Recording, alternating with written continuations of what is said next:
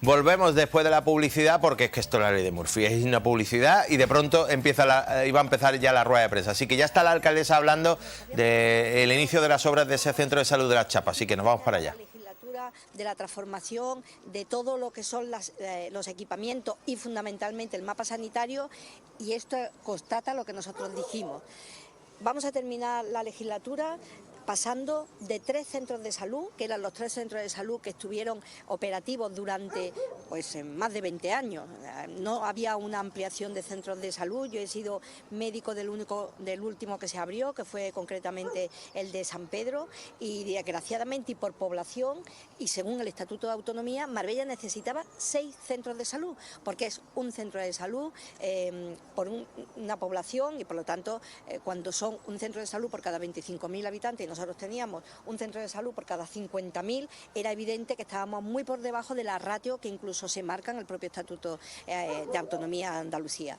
Nosotros nos empeñamos en que eso tenía que ser una realidad, que Marbella tenía que tener, y después de una pandemia más se ha visto, tenía que tener la ratio y tenía que tener el suficiente número de profesionales y sobre todo la infraestructura y las instalaciones necesarias para que cuando un médico se sienta a atender a un enfermo, que al menos pueda hacerlo en las condiciones óptimas que permitan al profesional ver en qué condiciones está la persona que tiene delante. O sea, eso no es muy difícil de entender, y si todo el mundo, como ha hecho la Junta de Andalucía y como ha hecho también el Ayuntamiento de Marbella, se hubiera puesto a ello, hoy no tendríamos que decir que 20 años después tenemos los 6 centros de salud que nos van a corresponder, porque en esta legislatura se está trabajando en el nuevo centro de salud de Ricardo Soriano, que tendremos la oportunidad de hacer una visita, que ya se ha hecho toda la demolición, están levantando ya toda la tabiquería y por lo tanto esperemos que por supuesto en este año 23 esté finalizado.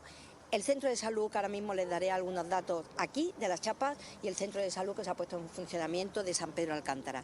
Era absolutamente indispensable, además, hacer una mejora en los existentes, y de ahí que también se haya hecho una apuesta para duplicar la capacidad de los centros de salud existentes, tanto de Nueva Andalucía, que ya está en periodo de licitación, como el de las Albarizas, que saben también que hay una apuesta de una zona de urgencias de más de 500 metros cuadrados, como también la mejora que se pretende hacer el de Ganito. O sea, creo que era sustancial, y si a eso le unimos la obra del hospital, después de la reclamación histórica de Marbella y después de 12 años parada una obra, pues yo creo que estamos en disposición de decir que se le ha dado la vuelta al mapa sanitario en Marbella como nunca se hubiera pensado que se podía hacer en una legislatura.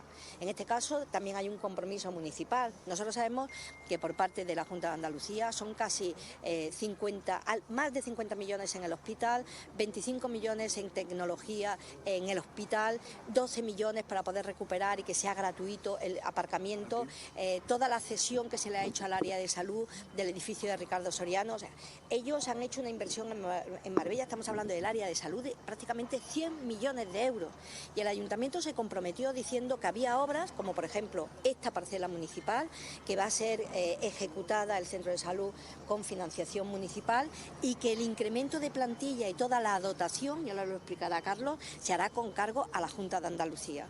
Porque la gente lo que quiere es que las administraciones nos pongamos de acuerdo, que los recursos que son públicos vayan en beneficio de los ciudadanos.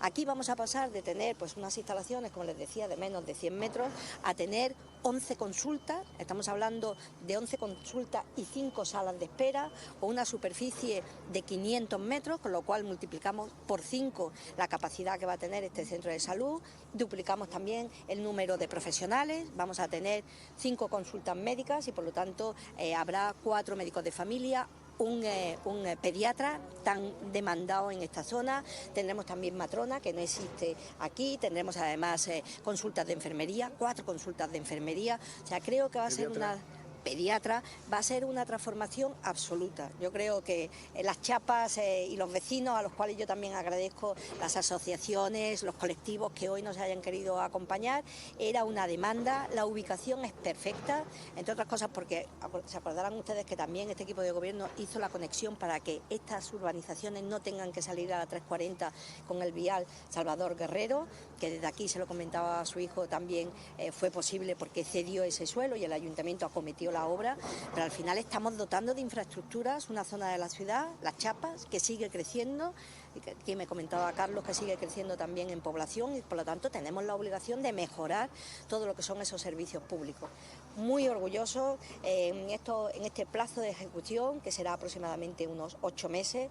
Este año 2023 tendremos un nuevo centro de salud de Las Chapas, y eso, como les decía, es un hito histórico, por supuesto para la comunidad sanitaria, para todos los médicos, los profesionales, pero sobre todo para los vecinos, y un orgullo para el ayuntamiento. ¿La inversión de cuánto es? ¿La inversión? 840.000. ¿Y los aporta al 100% del ayuntamiento? Sí, en este caso sí. Y ahora le voy a dar la palabra a Carlos, aunque yo como me emociono, pues en fin, ya cuento lo mío, lo suyo, es que estamos emocionados. ¿Cómo no se va a estar emocionado, no? Hace algún tiempo vino nuestro consejero Jesús Aguirre y le dio la mano a la alcaldesa, ¿no? Le dio la administración andaluza, la Junta, le dimos la mano al Ayuntamiento de Marbella, confiando en que íbamos a tener una colaboración justa, leal, fiel, para hacer algo que la población necesita, ¿no? Darle la vuelta, no voy a repetir lo que ha dicho la alcaldesa, a una situación absolutamente infame que tenía la sanidad pública en infraestructura y en dotación de personal en una ciudad como Marbella, ¿no? Nos dimos la palabra, nos pusimos a trabajar y hemos cumplido.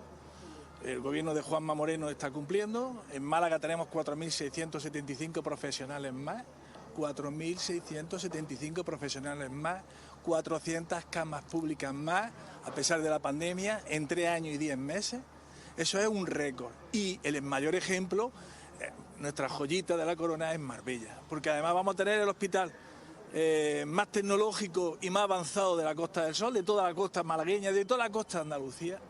Es un hospital brillante, con una dotación tecnológica monstruosa, con los mejores profesionales, teniendo los mejores recursos, y ese hospital va a ser universitario y se va a inaugurar este año, ¿no? Y lo veremos todo.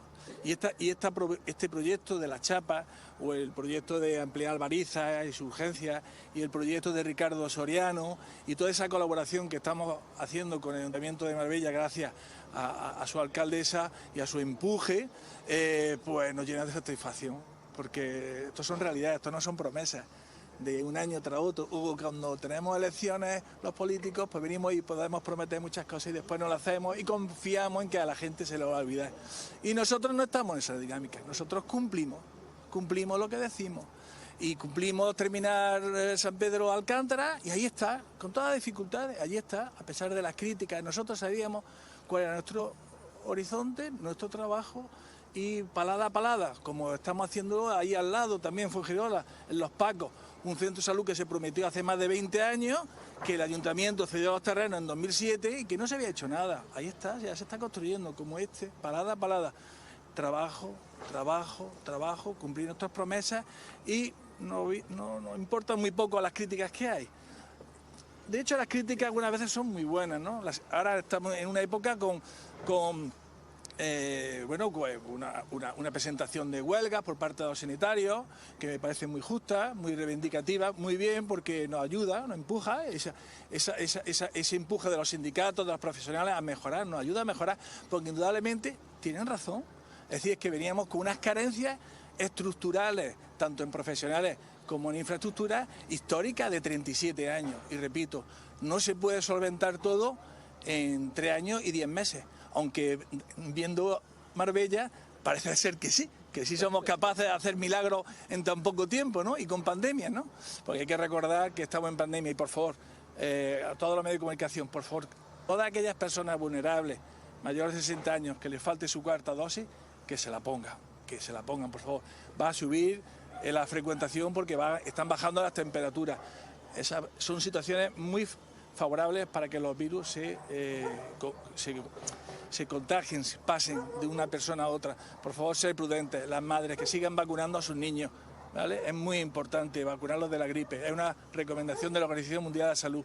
Y otra recomendación a la alcaldesa de Marbella, que no cambie, que siga así. Y otra recomendación a los ciudadanos de Marbella. Vienen unas elecciones municipales. Aquí está la alcaldesa, aquí están los proyectos, aquí cumplimos nuestra palabra. Muchas gracias.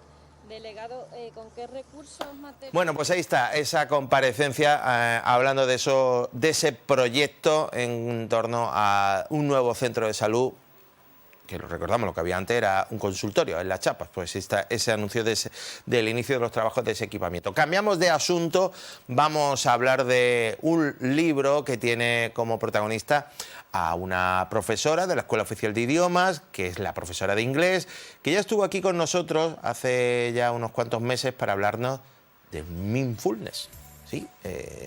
Esa técnica, ¿cómo le llamamos? ¿De relajación? No, un poco de control también de nuestra respiración, pero de concentrarnos, bueno, pues aplicado, por ejemplo, al aprendizaje de idiomas. Bueno, pues está aquí con nosotros María Teresa Victoria. María Teresa, muy buenas. Muy buenas. Bueno, recuerdo que hablábamos del mindfulness, sí, de las ventajas que tenía y aplicándolo a tu campo, que era el de la enseñanza de idiomas. Sí, sí, y justamente el año pasado, después de la entrevista nuestra, hicimos prácticas en el aula con el alumnado, sobre todo los alumnos que se ponen más nerviosos con la expresión oral. Y hicimos prácticas de mindfulness para atender a la concentración y a la atención y un poco a gestionar esas emociones que te sobresaltan, ¿no?, en época de exámenes. Y tuvo resultados positivos. La verdad es que no todo el mundo se adapta, ¿no?, a la técnica, porque también depende un poco del carácter de la persona. Hay personas que son más activas y les cuesta más trabajo estar ahí sentados, respirando y atendiendo a la respiración. Otras personas pues somos más tranquilas y es justamente lo que nos beneficia, ¿no?, para ese estado de nervio que a veces tenemos.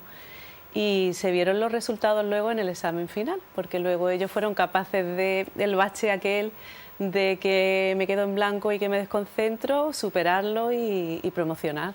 Bueno, hemos hablado anteriormente del tabaco, del poder dejarlo de tabaco, y dice, bueno, hay muchas vías para conseguir. Algunos pues a través de la ayuda médica, otros simplemente con fuerza de voluntad, pues un poco podemos llevar ese ejemplo al aprendizaje de un idioma. Hay muchas fórmulas.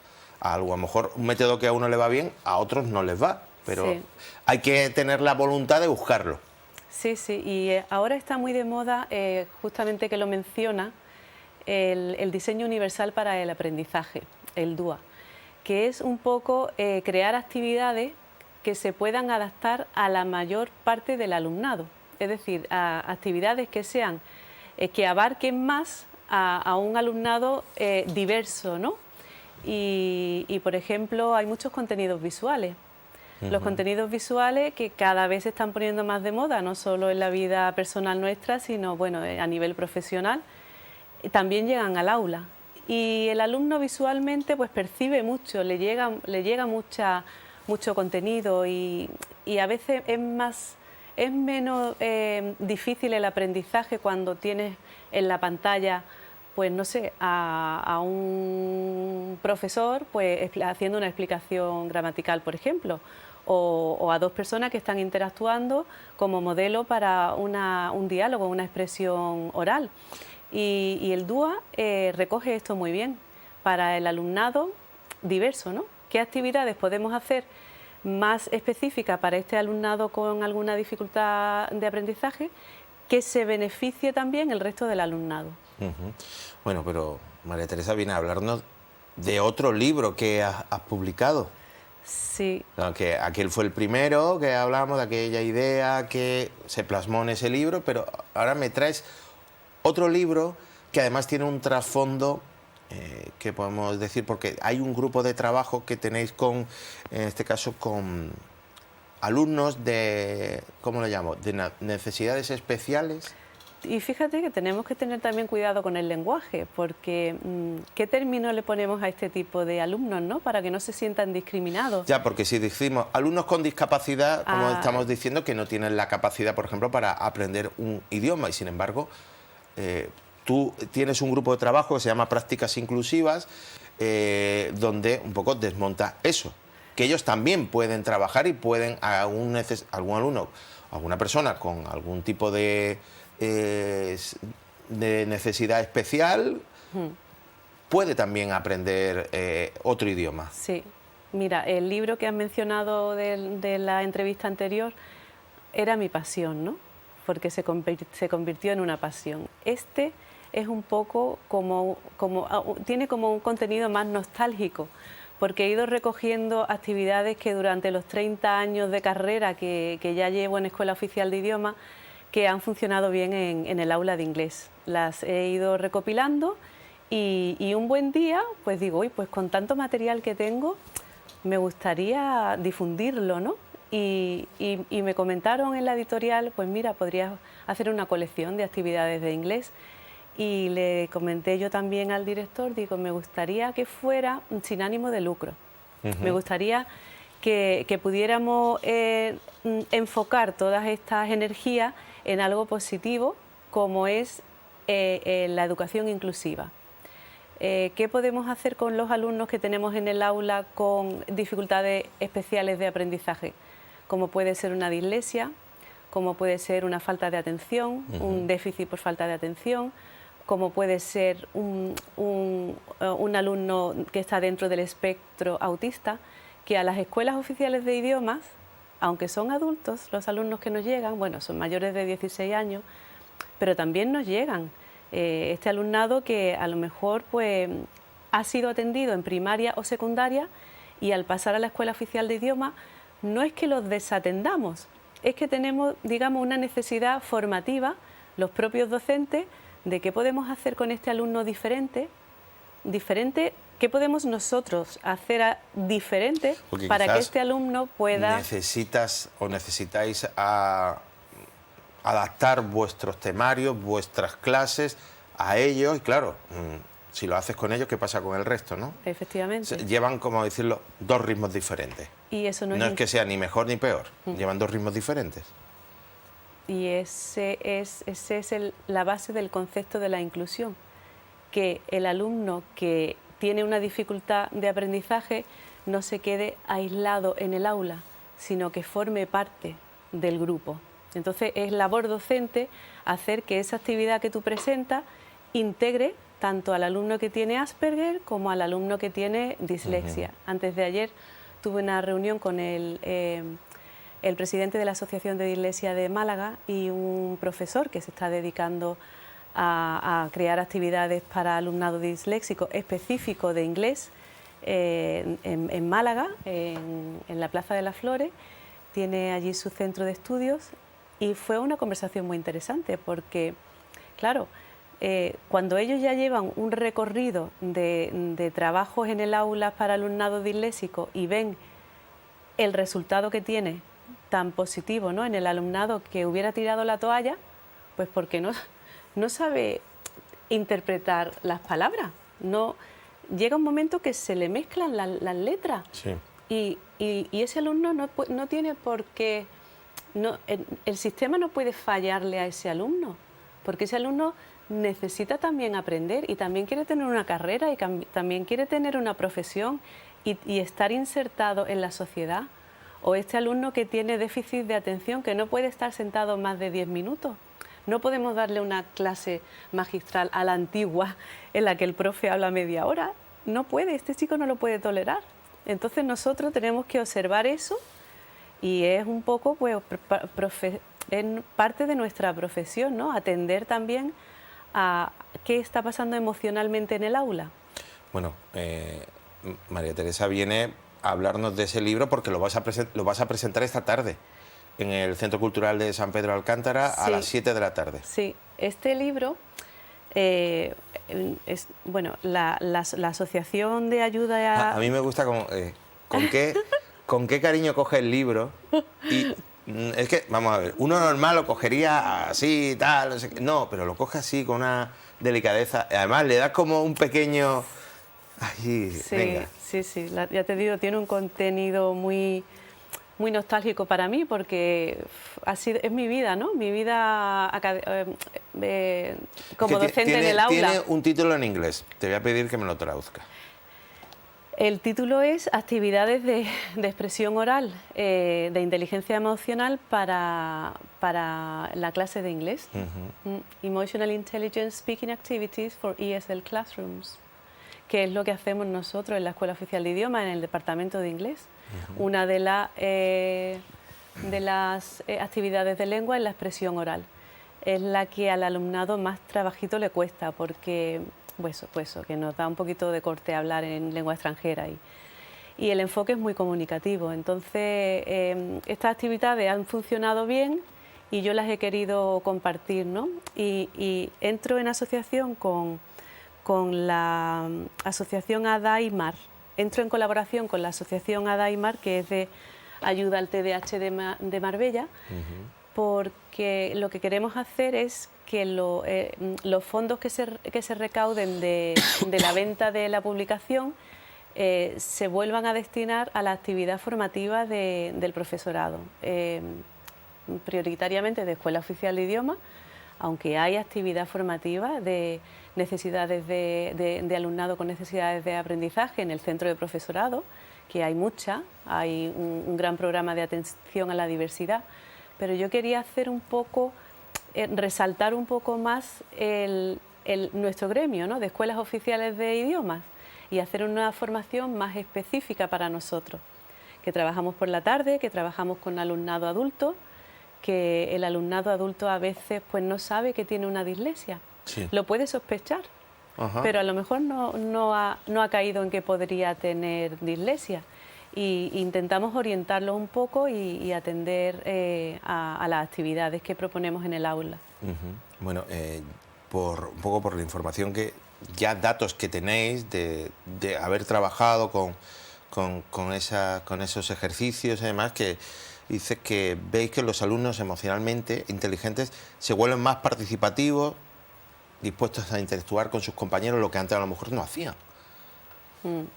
Sí, lo que yo llamo un aula emocionalmente inteligente es darle un espacio a la emoción, ¿no?, del alumno,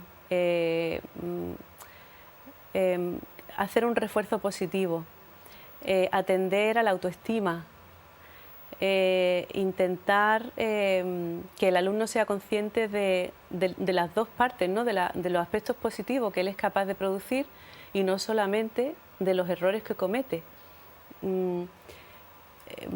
Atender a un alumno, pues por ejemplo, que tiene un déficit de atención en el aula, en fin, se sienten cómodos en un ambiente de aprendizaje, en un clima de aprendizaje que no es punitivo, sino todo lo contrario, es enriquecedor, es nutritivo, y ellos pues sienten menos miedo, en definitiva, a hablar una lengua extranjera. Y bueno, utilizar también el sentido del humor a veces, ¿no?, porque muchas veces nos equivocamos y bueno, pues en vez de decir que te estás comiendo un filete, dice que estás comiendo de un palo, ¿no? Porque filete es steak y palo es stick. Entonces nos reímos mucho también. No, que el palo no, el palo lo deja, que lo que estás comiendo es un steak y cosas así. O bueno, confundir kitchen con chicken, que es muy común también, que ahora es que estamos viendo el vocabulario de la comida. Vale. Y por eso estoy utilizando estas palabras. Pues sí, que I was in the chicken, dice, ¿no? Estaba en la cocina y dicen que estaba en el pollo. Pues cosas así, ¿no? Y bueno, pues bajamos un poco el nivel de tensión, ¿no?, con la risa también. Como decíamos, esto es dentro de un grupo de trabajo que ya habéis puesto en marcha, este tipo de iniciativas, que me imagino que muy satisfactorio, tanto para ellos que ven que evolucionan, como para vosotros ver que conseguís conectar con esos alumnos. Es muy satisfactorio, pues como docente, ¿no?, porque tú estás haciendo también una labor humana. No solamente estás atendiendo al aprendizaje de esta persona que tienes en el aula, sino que a lo mejor le estás descubriendo unas posibilidades que ni ella misma sabía que podía tener, ¿no? Entonces, justamente estamos en el momento de sondear qué alumnado conocemos a ciencia cierta que tienen necesidades de aprendizaje especiales, porque en el sistema de la Junta de Andalucía, en Seneca, pues nosotros tenemos información sobre las necesidades del aprendizaje, pero también a lo mejor observar a este otro alumnado que no está diagnosticado, que nosotros no lo tenemos registrado, pero que a ti se te acerca y te dices que no sé por qué, es que no me sale este fonema, no me sale pronunciar esta palabra, y tú le dices, venga, escucha y repite, y no hay manera. Y tú le estás diciendo que diga book y te dice boot, Al final dice, ¿tendré algo y tal? Y no sé, ¿no? Dice, pues a lo mejor hay una necesidad especial. Ahora mismo estamos sondeando un poco al alumnado. Entonces lo que estamos haciendo es un trabajo de investigación de personajes famosos que tienen alguna necesidad de aprendizaje, como por ejemplo Steven Spielberg, el director de cine de E.T., pues que es disléxico.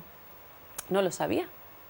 Un fracaso escolar, se salió del sistema educativo pues porque no llegaba a promocionar, a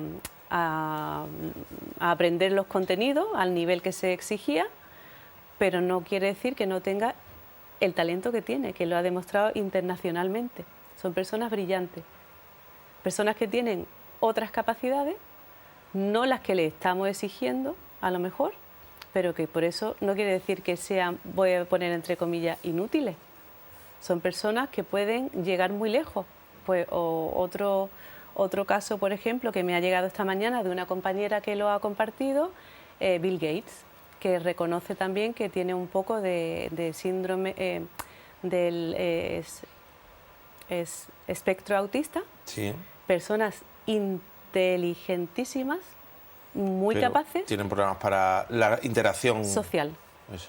Pero claro, una interacción social tampoco lo es todo, porque esta persona, cuando tú lo pones a trabajar en un programa informático, no está interactuando con otras personas, está enfocando toda la inteligencia que tiene en crear lo que ha creado, que es uno de los grandes, ¿no?, de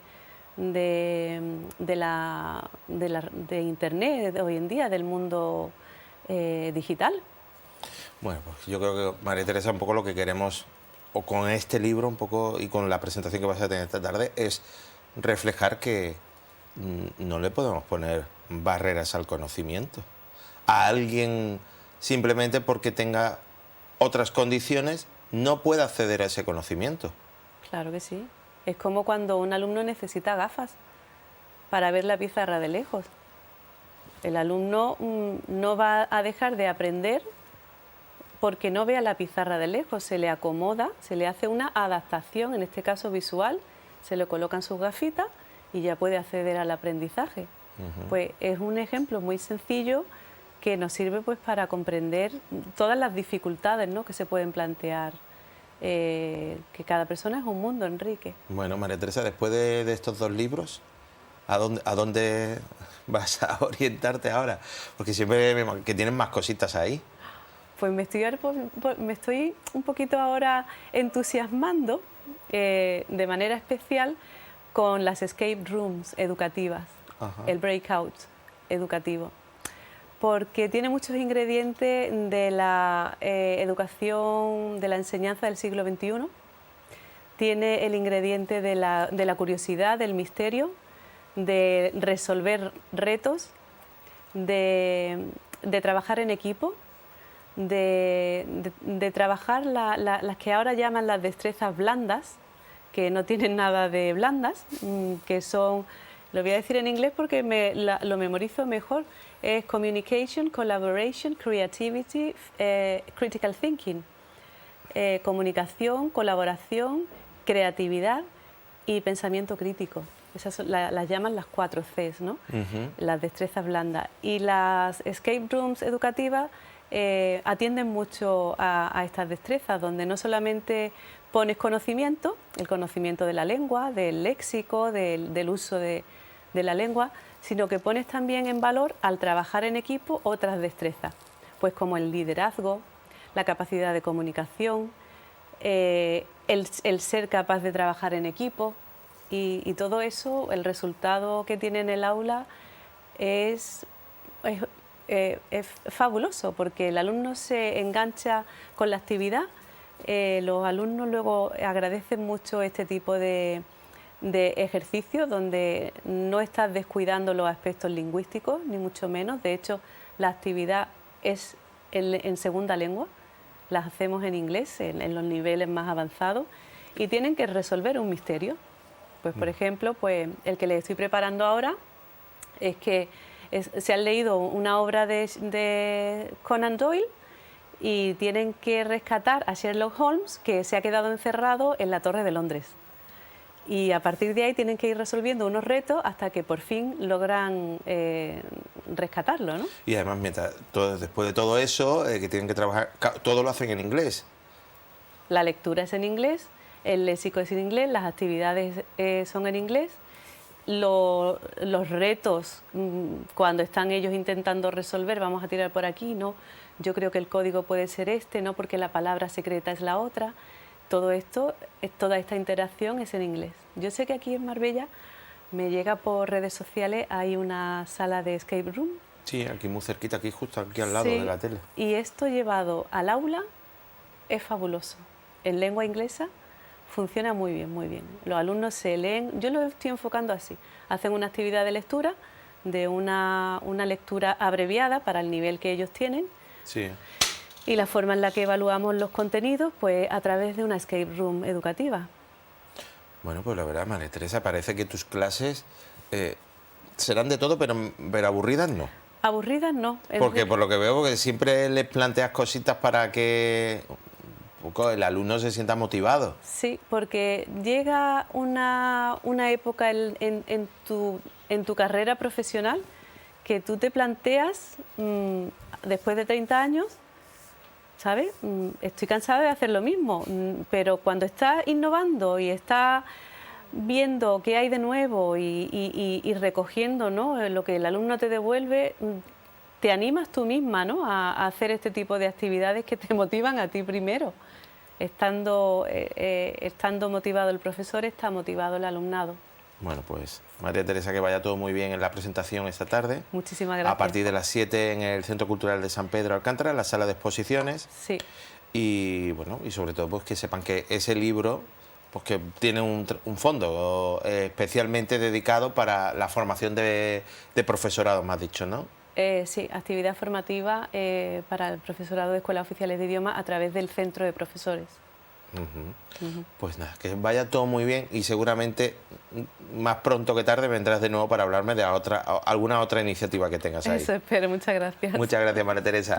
Bueno, pues nosotros que nos vamos ahora para hablar, seguimos hablando ahora de, bueno, vamos a decir de educación, sí, de alguna forma, ¿no? Pero de educación en casa, de esa herramienta que no solo la educación la dan en los colegios, también, y tiene que ser algo que parte desde casa, pero a veces es difícil por los ritmos de vida, por lo demás. Bueno, pues hay una iniciativa que llevan ya varios años que llevan en marcha desde Horizonte Proyecto Hombre, es la escuela, yo tengo que decir, escuela de familia, no es escuela de padres, escuela de familias, que son talleres de prevención familiar. Tienen de forma periódica y después de las Navidades retoman el próximo 25 de enero esa actividad con comunicación en la familia. Pues tengo ya a través de la videollamada a Jaime Álvarez, al director de Horizonte Proyecto Hombre, que yo creo que hoy no ha querido venir por temor a que estuviera Bárbara cocinando a esta hora y luego lo pasa mal. Jaime, muy buenas. Son 8 sedes, más de 2.000... Está por ahí, Jaime, porque lo estoy viendo, pero no sé si me oye. Yo te oigo. Ah, vale, pues que te decía que hoy no has querido venir por si Bárbara está cocinando o qué. Para no ponerme sensible con el aroma, ya sabes. Es verdad que bueno, la última vez creo que te tocó algo de tortilla o algo así, estabas tú ahí como podías aguantando. Bueno, como decíamos, ya fuera de la broma esta, de que volvéis después de las Navidades, ¿no? Retomando ya lo que es la escuela de familia. Esto es, la escuela de familias que empezó en noviembre, ya sabéis que la hacemos todos los años habitualmente aquí en Marbella, en nuestra sede, en calle Galveston, y también la hacemos en el Polideportivo El Carmen de Estepona.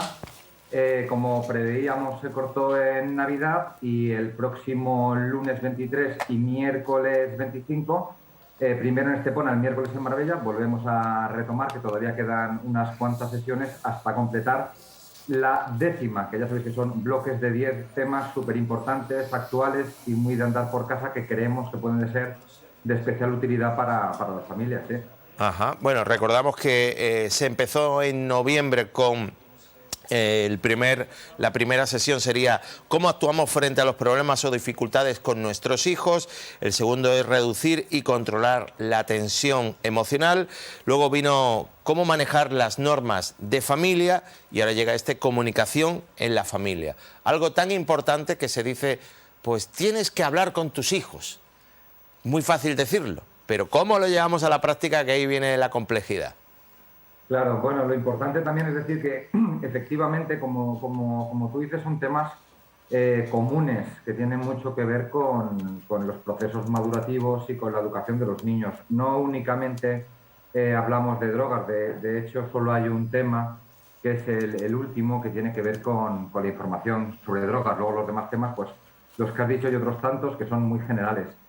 Y uno de los temas que son importantes es la comunicación, atendiendo a que cuando nos enfrentamos con un adolescente, ya solo por la etapa educativa en la que está, parece que muestra cierta distancia, que mantienen unos procesos, unos ritmos, y que también el adulto, los papás, las mamás, los familiares, también tenemos nuestros estados y nuestros componentes o nuestras alteraciones emocionales, y esto dificulta mucho la comunicación.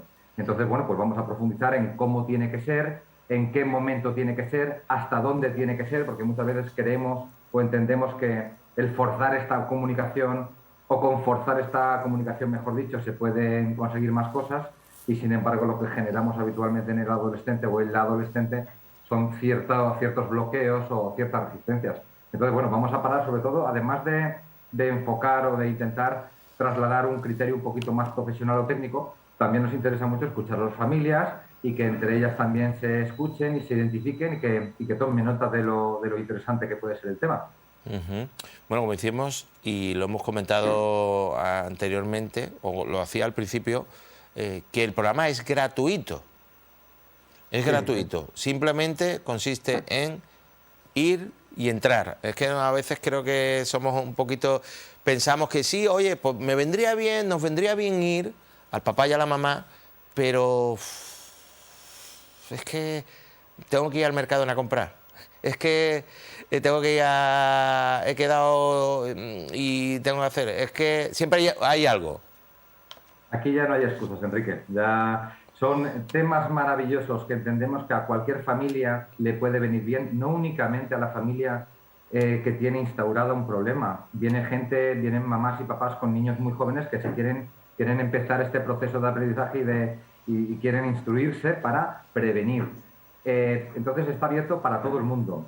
En Marbella, que prácticamente se puede venir andando aquí a la calle Galveston, que es una zona súper accesible y además gratuito en Marbella y en Estepona, financiado por nosotros, que ya sabes que nos cuesta muchísimo el poder generar ciertas vías de financiación con solo un objetivo. Por ejemplo, el plantear a las familias de Marbella temas súper importantes y que sean gratis. Por lo tanto, comodidades y facilidades. Únicamente apuntarse. Este año seguimos manteniendo un número de plazas máximas que eran de 20 por un poquito por el tema de la seguridad. Nosotros somos un centro sociosanitario y todavía tenemos una serie de normas activas, pero vamos, yo creo que facilidades todas las del mundo, sí. Como decíamos, esa será la temática, la de comunicación de la familia. Luego, en febrero, tenemos otras muy interesantes. Aprender a resolver conflictos. Conflictos que hay en la casa. Puede haber entre hermanos, entre el padre y el hijo, la hija, o la madre, hijo, hija, en fin. Ya sabemos lo que pasa por ahí. Los conflictos son normales y el conflicto, bien entendido, es un momento de poder construir. Lo que pasa es que habitualmente el conflicto lo asociamos directamente con la destrucción, con el alejarme de la otra persona, porque realmente cuando tengo un conflicto y lo intento solucionar, generalmente lo que hacemos es echar en cara al otro que la situación, pues bueno, que él es el responsable de la situación. Cuando le damos un poco la vuelta a este concepto y les explicamos que quizá el conflicto hay que abordarlo de otra manera, por ejemplo, también hablando de que yo en cualquier tipo de conflicto tengo una parte de responsabilidad, que la identifico, que conecto con ella y que la acepto, bueno, pues empiezo a meter menos presión a la otra persona. Y cuando genero esta estrategia técnica de cara a los conflictos, lo que sí conseguimos muchas veces es enriquecernos, ¿no? O acercarnos con la otra persona. Entonces es fundamental que redefinamos el concepto del conflicto, que entendamos que es un fenómeno natural en un sistema familiar o en cualquier otro sistema, y que bien trabajado puede ser un momento de aclarar, de conocernos, de reconocernos, de aceptarnos e incluso de acercarnos, ¿no? Uh-huh. Bueno, como decíamos, es una actividad que tienen disponible para no solo familias, sino también incluso para los propios educadores que tienen muchas veces que lidiar con los hijos e hijas de las familias. Y que es que yo resulta que ayer tuve reunión en el instituto y claro, la tutora nos decía unas cosas, dice, es que en clase se comportan no sé cuánto, y decíamos, pero es que en casa no son así, dice, algo está pasando entre la clase y la casa. Claro, bueno, es natural, Enrique, el ser humano por defecto es camaleónico. Yo soy el primero que no me comporto igual en una entrevista de televisión que con un amigo tomando café y tenemos que entender esto, ¿no? Que nos llama mucho la atención que nuestros hijos o nuestras hijas proyectan de una determinada manera en el sistema educativo y que en casa son otros. Lo importante quizás no es esta capacidad de diferenciarse, sino que en ambos escenarios tengan una actitud, un comportamiento basado en valores, en unas creencias, en un aprendizaje que sea positivo y adaptativo para su mundo, ¿no? Uh-huh. Como decíamos, esa actividad que van a tener disponible y que finalizará el próximo 26 de abril, que ahí será cuando ya habláis de las drogas, ¿no? En este último tema cerramos el tema con este contenido que es importante, que lamentablemente está ahí. Venimos de dar 9 sesiones donde hemos hablado de temas que son generales y que no tienen nada que ver con el tema de las adicciones. Y el último sí vamos a abordar un poquito el tema de las drogas de manera básica y entendiendo que efectivamente hay adolescentes que han comenzado con ciertos itinerarios de consumo que pasan por tabaco, por alcohol o por cannabis sobre todo. Y bueno, pues vamos a hacer una información básica para que de alguna manera las familias que puedan tener sospechas salgan de ese taller con ciertas premisas o algún aprendizaje que le pueda aclarar, porque luego obviamente nosotros estamos aquí en Galveston y luego hay un fenómeno que es interesante, que es bonito para nosotros porque nos da la oportunidad de ayudar, que es que luego las familias acuden a nuestra sede porque han aprendido cosas en estos talleres, le hemos abierto ciertas perspectivas que les han hecho entender que hay problemas y luego poder venir aquí para hacer un trabajo más profundo si la situación lo requiere, claro. Uh-huh. Para alumnos, porque claro, no sé si estamos hablando de primaria o de ciertos cursos de primaria. Secundaria doy por hecho que sí. Para familias con alumnos de secundaria doy por hecho que sí, que esto les va a interesar. Pero no sé de primaria desde qué edades estamos hablando. Pues fíjate, Enrique, nosotros hemos tenido en esta escuela personas que incluso no han sido ni padres, que tenían el proyecto de serlo vale. Y estaban ávidas de conocimiento. El conocimiento, como se dice, no ocupa lugar. Todo lo que yo pueda aprender de cara a estos procesos, como hablábamos, educativos o madurativos comunes y de andar por casa, nos viene muy bien. El que no los tiene y los piensa tener, el que los tiene muy chicos y sabe que si Dios quiere van a ir evolucionando y van a pasar por todas las etapas. El que está a puertas de entrar en este mundo tan complejo de la adolescencia y el que está sumergido en profundidad en la adolescencia. Entonces, por eso decimos que es para padres, para madres, para familiares, para educadores en general o para cualquier persona que quiera aprender, ¿no? Que sepa que hay 10 talleres que, como hablábamos antes, son gratuitos, que son a las 7 de la tarde en Marbella, que creemos que es una hora de 7 a 9, una hora con la que se puede conciliar con los quehaceres de cada uno y aprender y empezar a conectar con temas que están aquí, que si no lo sufro yo, lo sufre mis sobrinos y bueno, es un público muy, muy amplio y creo que sobre todo hay un denominador común, que es que todo el mundo sale bastante satisfecho y nos da un feedback muy positivo. Uh-huh. Como decíamos, una iniciativa que se pone desde Horizonte Proyecto Hombre, que con esta escuela, con este proyecto, con estas escuelas de familia, ¿cuánto tiempo lleváis? Es un proyecto ya duradero con el que estáis trabajando. Llevamos muchísimos años en Estepona, gracias a la confianza del Ayuntamiento, llevamos mucho tiempo. Y en Marbella también. Sí es verdad que obviamente con el tema de la pandemia esos años se tuvo que suspender temporalmente y lo retomamos con fuerza. Y el primer año post-pandémico, que pensábamos que la gente iba a poder tener un poquito más de miedo, pues no fue así. Creo recordar que eran 10 plazas máximas, pero se acogió muy bien. Llevamos muchos años porque creemos desde Horizonte Proyecto Hombre Marbella que hay que hacer un doble esfuerzo en materia preventiva. Hay que dedicar tiempo, dinero que no tenemos y que, como te decía, nos cuesta muchísimo conseguir, y muchísimo cariño en intentar impactar, sobre todo en materia preventiva, para disminuir o intentar paliar un poco luego que existan los problemas. Ya trabajar en intervenir en crisis, pues cuanto menos se haga, evidentemente es mejor. Bueno, pues Jaime Álvarez, en este caso director de Horizonte Proyecto Hombre. Muchas gracias por estar con nosotros, por hablar de esa escuela de familia y que mucha gente que acuda, que será, como hemos dicho, el próximo 25 de enero a partir de las 7 de la tarde en la sede de Horizonte. Muchas gracias. Un abrazo grande, Enrique, como siempre. Hasta luego. Nosotros que nos marchamos ya directamente ahora hasta Fitur, donde continúa la actividad de promoción, de presentación de eventos, especialmente deportivos, como por ejemplo el Grand Prix de gimnasia rítmica. En Puente Romano y en Los Monteros durante el mes de marzo, y en el mes de septiembre en el Royal Tennis Club. Este año es el 28 aniversario del circuito, que recorrerá 70 pruebas en toda España, con el apoyo de la Real Federación Española de Tenis y, por supuesto, del fundador del circuito también, el diario deportivo Marca, que lleva impulsando este circuito, por donde han pasado ya 40.000 jugadores en sus 27 ediciones, y entre ellos Juan Carlos Ferrero, que fue el que ganó la primera edición, y bueno, Carlitos Alcaraz, que está de número 1 del mundo, que también ha pasado por ahí. En concreto, en la Copa Davis que se disputó en Marbella el año pasado, en las instalaciones del Club de Tenis Puente Romano, los integrantes del equipo español, del equipo de Copa Davis, habían ganado todos este circuito.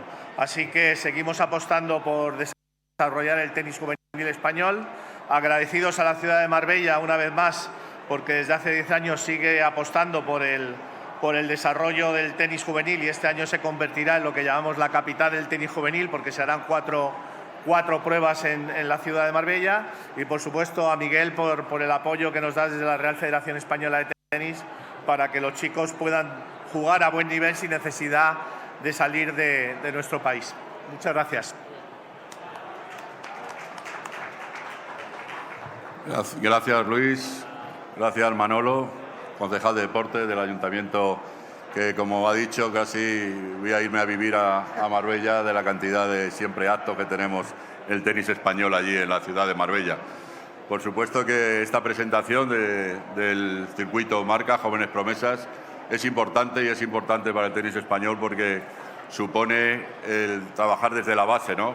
Un circuito que lleva 30 años prácticamente, 28, prácticamente 30 años trabajando la base. Es importantísimo para un país tener pruebas de este nivel, porque ahí se juntan muchos de los mejores jóvenes jugadores que después quieren dar el salto al profesionalismo, y esa es una labor que hace Luis desde el Registro Profesional de Tenis también, y desde la Real Federación Española pues queríamos agradecer a Luis todo el trabajo que viene desarrollando durante tantos años en pro de nuestro deporte, en pro de nuestro tenis nacional. Uno de los éxitos del tenis español, en el año 2022 fuimos seguro el país más destacado a nivel mundial.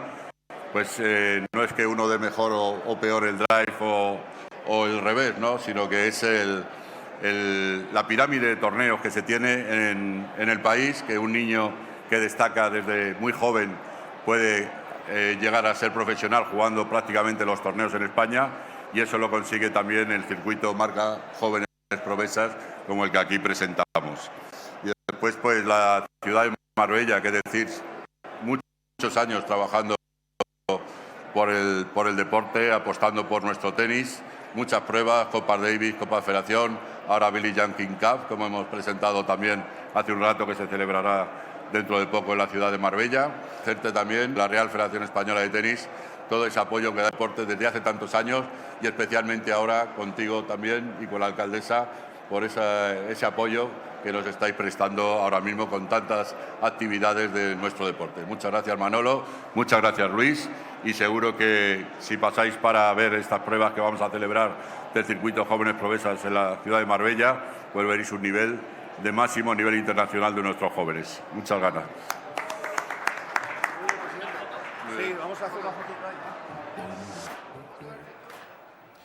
Bueno, pues ahí estaban viendo, en este caso, la presentación del circuito marca de tenis juvenil que va a tener en Marbella. Es un circuito nacional y que va a tener en Marbella una de sus pruebas. Ya lleva varias temporadas realizándolo y que va a reforzar esa apuesta por el tenis. Y lo había dicho el propio presidente de la Federación Española de Tenis, en este caso Miguel Díaz Román, que la vinculación de Marbella con este deporte es muy importante y el ejemplo lo tenemos en las diversas eliminatorias de Copa Davis que se han celebrado y se han disputado en nuestro municipio y que seguramente seguirán llegando, seguirán eligiendo nuestra ciudad. Son ya menos cuarto pasadas, así que vamos a aprovechar un pequeño parón para la publicidad porque intentaremos volver de nuevo a Fitur para otro de esas presentaciones, en este caso la que tiene que ver con el golf femenino. No hablamos de la Solheim Cup, que eso fue ayer por la tarde, hablamos del Open de España, que de nuevo tiene a Marbella y es una prueba del circuito europeo que tiene a Marbella como su punto final y además es una de las pruebas preferidas por las jugadoras europeas para cerrar así la temporada, que lo quieren hacer aquí en Marbella.